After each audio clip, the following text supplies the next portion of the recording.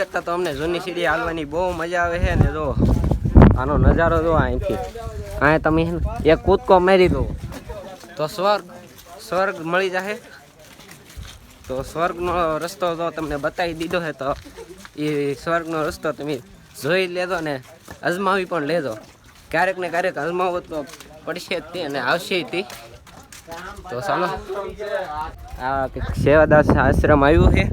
શું છે એની અંદર એ તો મને પણ નથી ખબર. ભાઈબંધો જાય તો આપણે જોવા જઈએ. અંદર જોવા જવું ને, જોતા કંઈક આવી રીતનું છે, કંઈક નવીન. મને પણ નથી ખબર શું છે અંદર. જુઓ કંઈક આવું છે, આવી રીતે છે કંઈક. બહારથી જોઈ લે. અંદર આ ભાઈબંધો છે નહીં, એ કે નથી જવું, કાંઈ વાંધો નહીં. તો આપણે નીચે ઉતરીએ.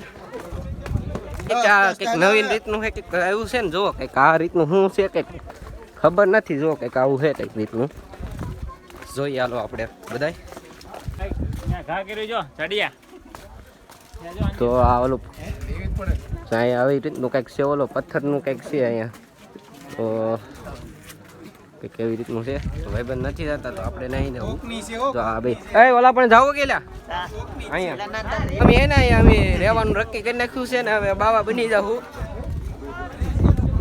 તો આ કંઈક જુઓ પથ્થર જો હાવ છૂટો પડ્યો છે. જો તો કેવી રીતે હજી એમની રીતે છે. તો જુઓ, અને વરસાદ ચાલુ થઈ ગયો છે.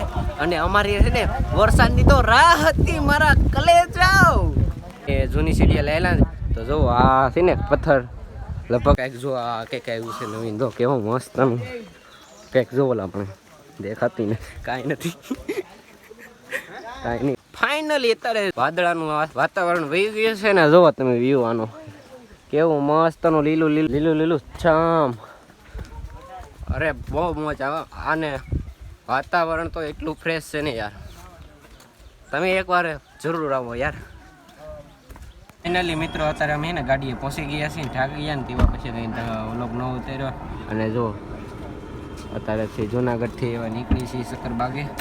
તો ચાલો મળીએ અને તબ તક બાય બાય. લાલભાઈ શિયાળ.